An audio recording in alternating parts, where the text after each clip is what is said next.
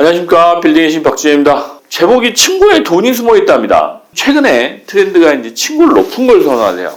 이제 여러분들이 알고 계신 층고의 개념, 일반 아파트에 보면 그 분양하실 때 층고는 뭐 2.4m야, 2.5m야, 뭐 2.3m 이렇게 말씀하세요.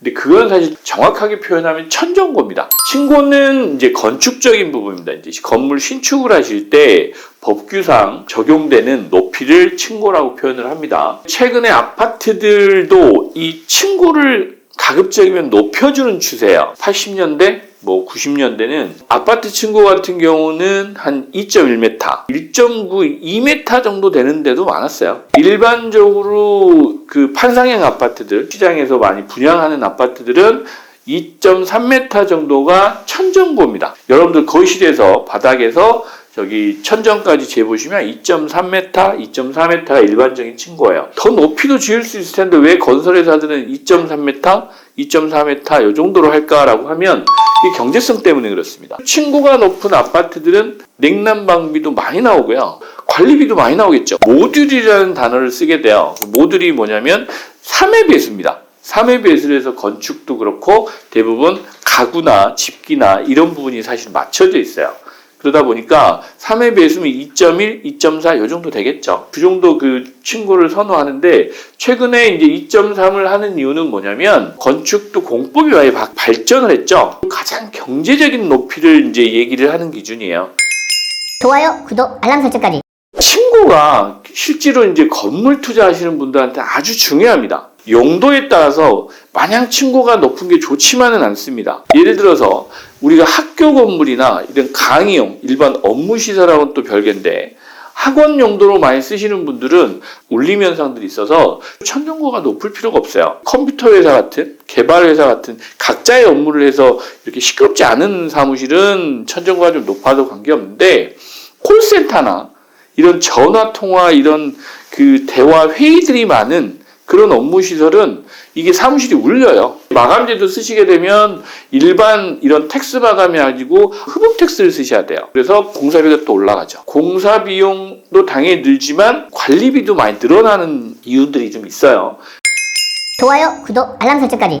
건물에 높이 제한이 있는 지역들이 있어요. 일반 상업지역 같은 경우 아니면 고도 제한에 묶여있는 지역들이 있습니다. 사선 제한이나. 강남에서도 보면 상업지역이긴 하지만 건물 높이가 50m 제한 지역이 있어요. 지금 100평짜리 대지 면적에 50평 짓고 해서 최대 지으면 6층 정도? 법적 기준 용적률이 300%인데 실제로 그 서울 시내는 250%만 짓습니다. 그래서 한 5층 정도 지으실 수 있어요. 그렇다고 300% 지어서 그 6층짜리 건물의 층고를 5m씩 지으시면 굳이 이렇게 30m까지 지으셔서 갈 거냐? 그거는 이제 따져봐야 됩니다. 이 용도를 뭘로 할 건지, 어떻게 사용할 건지, 나중에 누가 사용할 건지 이런 측면도 좀 따져보셔서 건물을 신축을 하셔야지 마냥 그냥 요즘에 트렌드가 층고가 높은 게 좋아하더라 사람들이 이런 식으로 또 저희 층고를 결정하시는 분들이 있는데 좀 조심하셔야 되는 부분이에요. 그래서 용적률하고 층고 부분은 수익률과 여러분들 투자 금액 이런 부분들이 종합적으로 들어가 있습니다. 그래서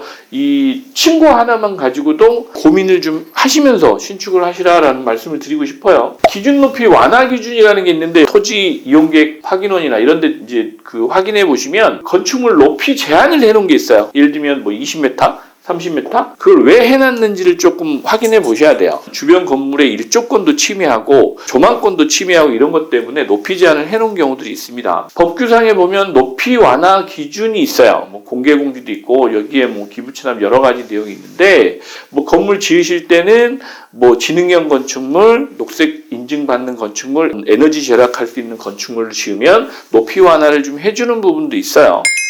좋아요, 구독, 알람 설정까지.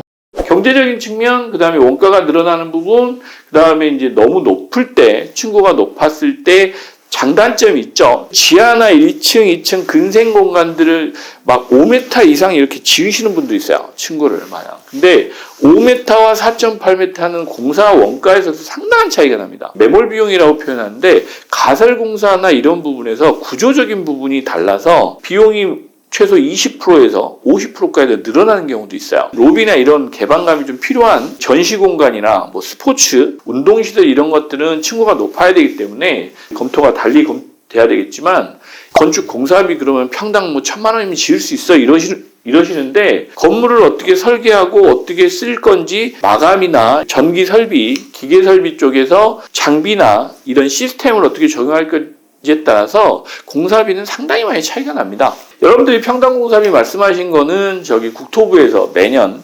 고시하는 그 표준 건축 공사비죠. 그런 정도의 그 표준 공사비를 이제 말씀하시는 경우들이 대부분인 것 같은데 일반 그 오피스 건물에서는 공사비 차이가 두세 배씩 차이가 나는 경우도 있어요. 오늘 이제 말씀드리는 요점은 층고가 높다고 다 좋은 건 아니다. 경제성하고 여러분들 사업성, 그 다음에 여러분들 사용자들 측면까지도 종합적으로 고려해야 되는 부분이 있어서 내가 필요한 꼭 사용할 그런 공간이 이 층고가 어느 정도 되는지에 대해서 사례조사나 벤치마킹도 좀 해보시고 이런 준비를 좀 한 후에 그 신축하는 건물의 층고를 결정하시는 게 가장 합리적일 것 같다. 네, 오늘 여기까지 말씀드리겠습니다. 감사합니다. 여러분 좋아요, 구독, 알람 설정까지 여러분의 성공 투자를 함께 하겠습니다. 2권 책 나왔습니다. 읽어보시면 도움이 많이 되실 겁니다. 실제로 여러분들 부자 되시는데 입지가 가장 중요하다는 말씀을 많이 드리는데 입지 관련해서 열심히 제가 돌아다니면서 파악한 내용들을 이 책 안에 넣어놨습니다. 여러분들이 시간이 없으셔서 실제로 이제 임장이나 이걸 하실 수 없는 분들은 이 책을 참고하시고 관심 지역들을 찾아가 보시면 많이 도움이 되실 겁니다. 여러분들 부자 되시기 바랍니다.